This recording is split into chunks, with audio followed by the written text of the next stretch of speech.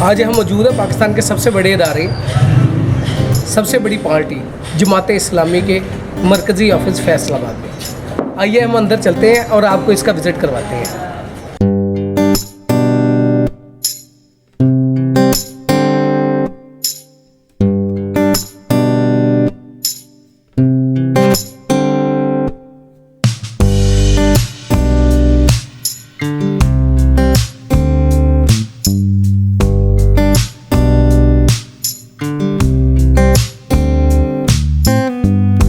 अस्सलामुअलैकुम, मेरा नाम है उमर अयात और आप देख रहे हैं पारस मीडिया चैनल। मेरे साथ मौजूद हैं शकील चीमा साहब, जिनका ताल्लुक पाकिस्तान की बहुत बड़ी जमात से है। आइए इनसे मिलते हैं, इनसे कुछ मीठे और कुछ कड़वे सवालात इनकी जमात के मुतालिक पूछते हैं। अस्सलाम वालेकुम सर। वालेकुम सलाम। क्या हाल चाल है सर? अल्लाह का शुक्र, ठीक ठाक। आप सुनाएं, कैसे हैं? अल्लाह का करम जी, दुआएं आपकी। पहले तो हम आपके बहुत मशकूर हैं कि आपने हमें टाइम दिया। वैसे ये पहला इंटरव्यू है जो कि हमें बगैर किसी सिफारिश से मिल गया। इस जमात की सबसे बड़ी खासियत ये भी है। Welcome welcome. सर, आपकी जमात का नाम क्या है?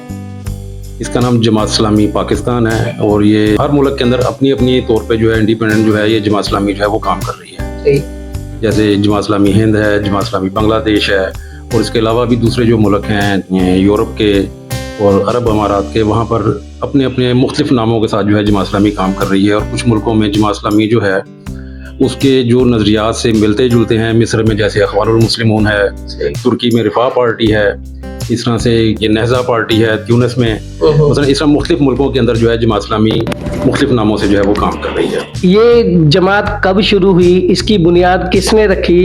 इसको शुरू करने का मकसद क्या था?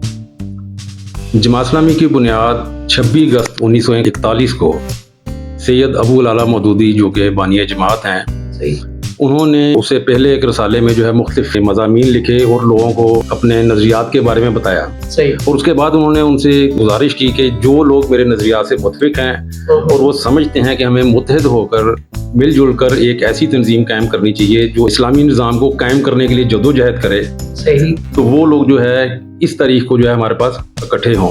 फिर वो लोग इकट्ठे हुए, वो 2-3 दिन जो है वो बहस मुबैसा होता रहा, उसके ऊपर गुफ्तगू होती रही, खतो खाल पे गुफ्तगू हुई। तो कुल 73 अफराद जो थे वो उसमें शामिल थे जिन्होंने ये मिलकर जमात इस्लामी की बुनियाद रखी 26 अगस्त 1941 को। और उसी वक्त उसके लिए फ़ंड कायम किया गया। ज़ाहिर है एक सियासी जमात चलाना चाहते हैं तो उसके लिए कुछ फ़ंड्स की ज़रूरत होती है। तो जो पहले दिन जो फ़ंड जो इकट्ठा हुआ, तो यानी जो कुल सरमाया था जमात इस्लामी का जो शुरू हुआ वो 73 अफराद, 75 रुपए और 12 आने, ये कुल सरमाया था जिसके साथ इस सफ़र का आगाज़ किया गया, जिसमें उसके अरकान, कारकुनान, हमदर्द जो है वो फंड्स देते हैं। तो अल्हम्दुलिल्लाह उसके साथ मुख्तलिफ कुतब हैं, हमारी कुछ इदारे हैं, ये तकसीम करते हैं, किताबें तकसीम करते हैं, स्कूल के इदारे चल रहे हैं, कुछ दीनी इदारे चल रहे हैं, यहाँ तहकीक का मैदान है। तो इसमें यानी कि हर मैदान के अंदर जो है जमात इस्लामी अल्हम्दुलिल्लाह काम कर रही है। आपने इस जमात में कब शमूलियत इख्तियार की? आपकी इधर जिम्मेदारी क्या है और आप कितनी देर हो गई आपको इस जमात में शमूलियत इख्तियार की हुए? 1989 में मैंने इस्लामी जमीयत उलमा में शमूलियत इख्तियार की। उसके बाद 1996 में मैंने जमात इस्लामी की रुकनियत जो है वो इख्तियार की। उसके बाद से जमात इस्लामी के अंदर काम कर रहे हैं, मुख्तलिफ ज़िम्मेदारियों पे काम किया। पासबान थी पहले बनी तो उसमें काम किया, पासबान कराची के साथ भी काम किया, यहाँ पे फैसलाबाद में भी पासबान में मुख्तलिफ ज़िम्मेदारियों पे ज़िला फैसलाबाद के नायब सदर के तौर पे काम किया। यहाँ पे जमात इस्लामी में असल में ओहदा नहीं कहा जाता, यहाँ पर ज़िम्मेदारियाँ उसको समझा जाता है, क्योंकि हम अपना कोई भी जो ओहदा है उसको ज़िम्मेदारी समझते हैं और ज़िम्मेदारी समझ कर ही अपना काम करते हैं। तो इसलिए मैं बार बार ज़िम्मेदारी का लफ्ज़ कह रहा हूँ, ओहदा नहीं कह रहा। तो अब तकरीबन गुज़िश्ता 8 माह से मेरी जिम्मेदारी है, शोबा है हमारा सोशल मीडिया का, जमात इस्लामी सोशल मीडिया ज़िला फैसलाबाद। ये शोबा कायम ही मैंने किया है। मेरे ज़िला के हुक्म पर उन्होंने हुक्म दिया कि आप इस शोबे को कायम करें, इसमें अपने साथ दूसरे जो दोस्त हैं उनको शामिल करें, उनको चलाएं। तो उसमें डायरेक्टर सोशल मीडिया फैसलाबाद के तौर पे मेरी जिम्मेदारी है और मैं अल्हम्दुलिल्लाह तकरीबन 8 माह से काम कर रहा हूँ। अभी आप सोशल मीडिया डायरेक्टर के उहदे पे जमात इस्लामी में काम कर रहे हैं। आपको कितनी सैलरी मिल रही है? क्या क्या मुराद मिल रही है? गाड़ी मिली है, कुछ घर मिला है, क्या क्या बेनिफिट्स आपको मिले? ज़्यादातर लोग जो हैं वो वॉलंटियर काम कर रहे हैं, बिला मुआवजा काम करते हैं। तो जैसे मैंने आपको बताया कि यहाँ पर ओहदे नहीं, यहाँ पर जिम्मेदारियाँ होती हैं। तो उसमें कुछ कुल वक्ती कारकुन होते हैं और कुछ जुज वक्ती होते हैं। तो जो कुल वक्ती कारकुन जो हैं, जो लोग और वो अफोर्ड नहीं कर सकते, मतलब उनका कोई जरिया मुआश नहीं है कोई और, तो उन्हें एक कह लें कि सिर्फ उतनी की एक सैलरी मिलती है कि जिसमें उनका गुजारा हो सके, यानी बहुत अच्छी, बहुत ज़्यादा सैलरियाँ नहीं यहाँ पे होती। सही। तो लेकिन एक मुनासिब सैलरी जो है वो दी जाती है उनको।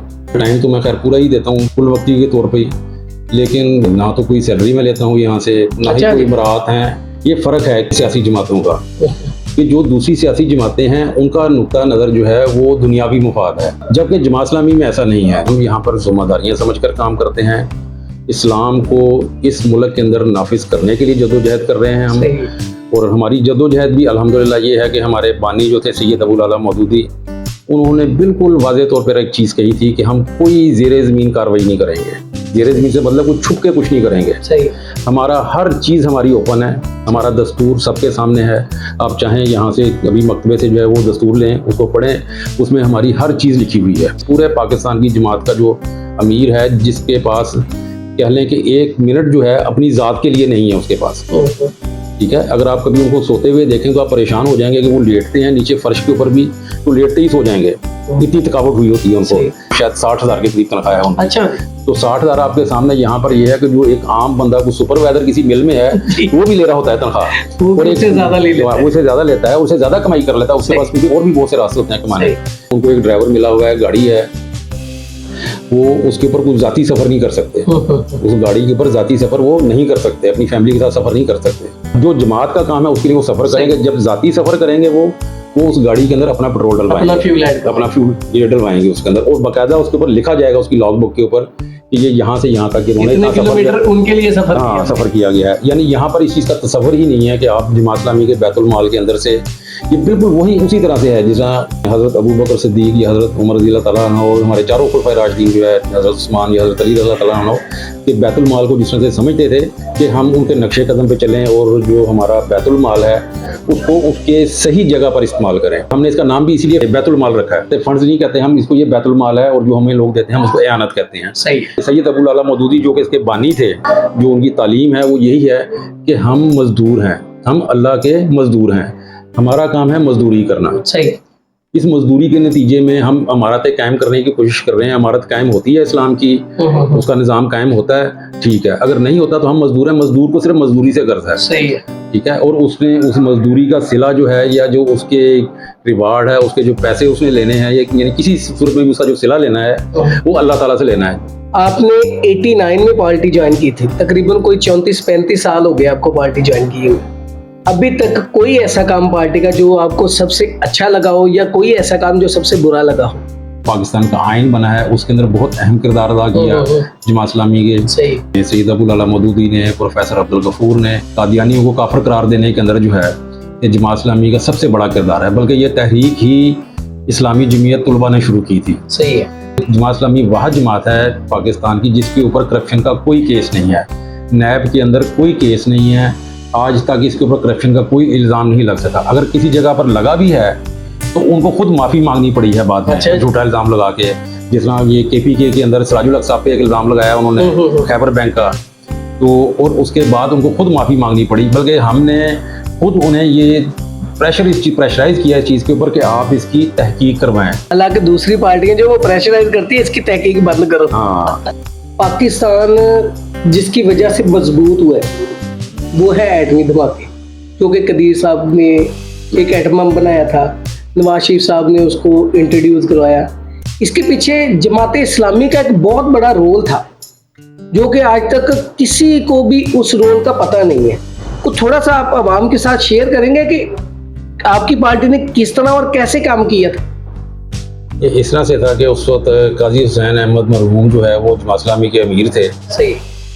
तो ज़ाहिर पूरी कौम जब इंडिया ने धमाके किए तो पूरी कौम जो है शदीद सदमे की कैफियत में थी। एक तरह से लोग डरे हुए थे, इंडिया ने धमाका कर दिया, और इंडिया जो है उस वक्त अपनी फौजें जो है सरहद पे ले आया और डराने की कोशिश कर रहा था कि हमारे पास, हमने एटमी धमाके किए हैं और आपके पास कुछ नहीं है, अपनी ताकत दिखा रहा था। फिर जो है ये काजी साहब ने जो है उसको भरपूर जो है उसके ऊपर दबाव डाला, और काजी साहब ने जब मुलाकात भी हुई उनके साथ तो काजी साहब ने भी उनको ये समझाया कि अगर आप ये एटमी धमाका नहीं करेंगे तो कौन आपका धमाका कर देगी।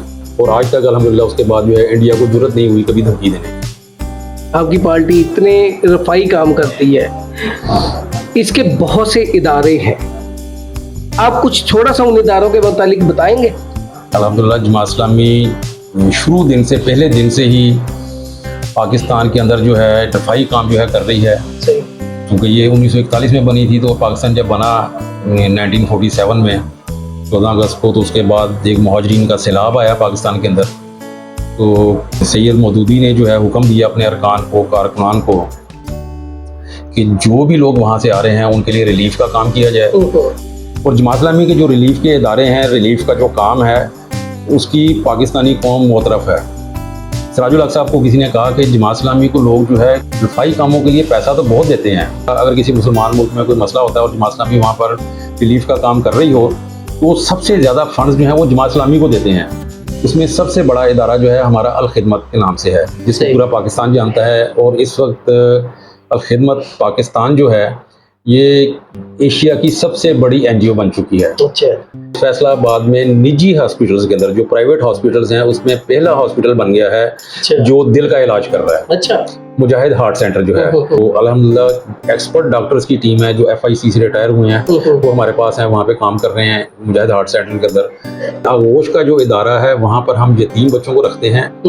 आपकी पार्टी इतना अच्छा काम कर रही है, वो फ्रंट लाइन पे क्यों नहीं आ रहे?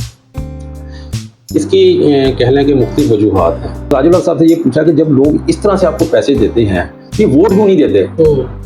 तो सिराजुल हक साहब ने इसका एक बड़ा खूबसूरत जवाब दिया कि अवाम जो है वो वोट को कीमती नहीं समझती। क्या बात? अवाम वोट को कीमती नहीं समझती। वो ये चीज़ नहीं समझती कि हमारे वोट के साथ हमारी किस्मत बदल जाएगी, हमारे मुल्क की किस्मत बदलेगी। सही है। हम अगर ये किसी चोर लुटेरे को, करप्ट को वोट जब देते हैं तो वो आगे लूट मार करेगा यहाँ पे।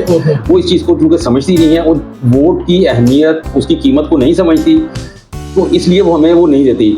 जो उसके पास नोट है वो समझ गया कि ये ज़्यादा कीमती चीज़ है और ये इसके अहल हैं, ये ईमानदार हैं, ये नोट इनको दे दें, तो वोट जो है खैर है, इसकी कोई बात नहीं है। वो वोट की अहमियत नहीं समझती, वो कीमती चीज़ हमें देती है। जिस दिन पाकिस्तान की अवाम को ये समझ आ गया कि ये जो वोट है ये पैसों से भी ज़्यादा कीमती है, बेशक, तो इंशाल्लाह ताला उस दिन जो है ये कौम जो है ये वोट जमात इस्लामी पाकिस्तान को देगी। कोई ऐसा खास पैगाम जो आप पाकिस्तान की अवाम को देना चाहे?